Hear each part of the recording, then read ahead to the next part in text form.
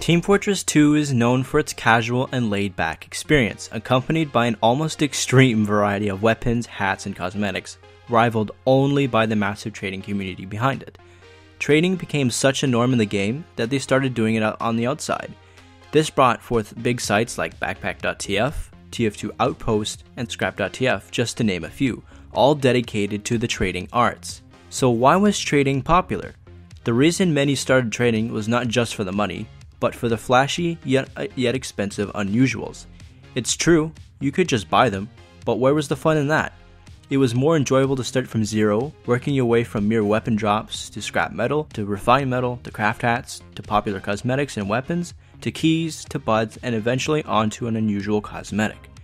So what is an unusual exactly? An unusual is a regular hat but bears a special visual effect. These were the rarest of items, as there is a 1 in 100 chance to unbox them from each crate series one brought new items to the game. However, some lucky individuals are fortunate enough to unbox an unusual right from the start. It was the TF2 equivalent of the American dream, and still is for many players in the community. The dark side of trading. Much like in real life, there are thieves and scammers about, as these items do bear cash value that could be sold on the Steam market or for PayPal. It became very well known that people would trick users by lying about prices, pasting very sketchy links, quick switching, which is the concept of swapping your high value item for one of lower value in a trade, assuming the other party would not notice, effectively scamming them out of what was agreed upon. The absurd ways started to become so extreme that reputational based sites were established, like Steam Rep and FOG, which is Fortress of Gamers, to effectively determine the legibility of another's trade history. Although not of much importance in lower tier trading, but when it came to trades worth a couple keys, that's when you had to watch out. If you were found to have done a high value trade with a reported scammer, you were also marked for supporting them, so you better do your research or you were screwed and nobody would effectively want to trade with you, thus ending your trading career altogether. You couldn't simply make another account and transfer your stuff because of the introduction of item trade histories, which shows the current and all previous owners of the item, effectively determining the credibility of your stuff.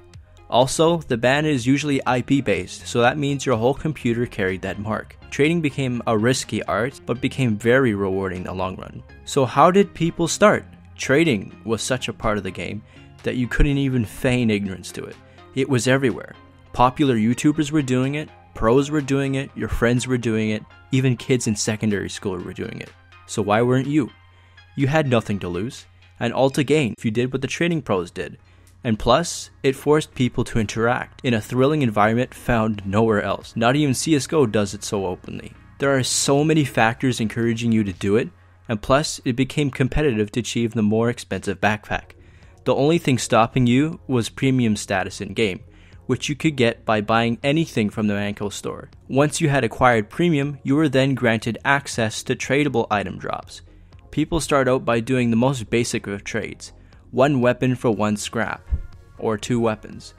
Once you acquired 3 scrap, you were able to make 1 reclaimed metal. And once you acquired 3 reclaimed metal, you're then able to make 1 refined metal. Then when you acquired enough ref, you could start buying craft hats. Then the standard trade became buying for a 1.111 ref and selling for a 1.33 for craft hats. Introduced here are quick buying and quick selling. The former is used to pick up items for cheaper than regular price. The latter is used to get rid of items quickly with a decreased price. When used effectively, especially on TF2 Outpost, you just have to pay attention to price changes and you create a stable method of trading, especially in the transitory stage between mid-tier items and keys, as well as high tiers and unusuals. This concept was the bread and butter of my trading career, back when I used to be active. So why is trading so important to the community? Trading alone is the reason why you meet and remember so many people. It's actually so fundamental to build these connections, as it benefits literally everyone in every way possible, as it gives you access to additional opportunities to find items you're looking for, methods to flip cosmetics for pure as in currency, and currency as in keys, metal, or cash, or buy off portions of a discounted backpack, and so much more. Aside from business opportunities, Trading also brings forth people of similar interest, and eventually some become lasting friends to play the game with or simply help each other in the world that is the TF2 economy. What is it like to be a trader?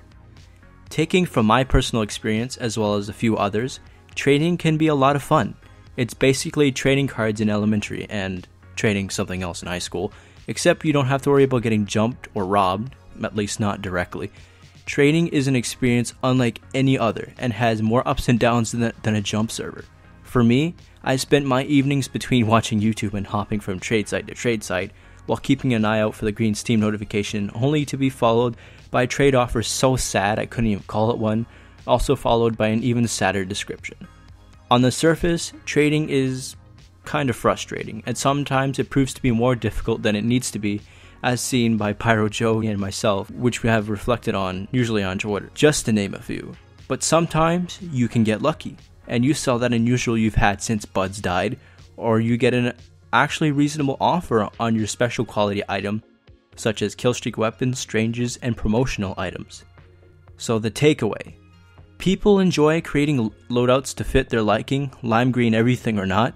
It's an enticing hobby that can earn you some cash to buy your favorite hats, or even market them towards a Steam game or two. That's what I've been doing. I don't need no Steam card. Trading is so intertwined into the community that it's a significant part of the TF2 experience that everyone should give it a try. Just don't involve a parent's credit card, please. To my fellow traders out there, both new and old, share with me a highlight from your trading experience, whether it be a horrid trade offer or an insanely good deal. That is all, folks. This is Tobias, and I'll catch you guys later.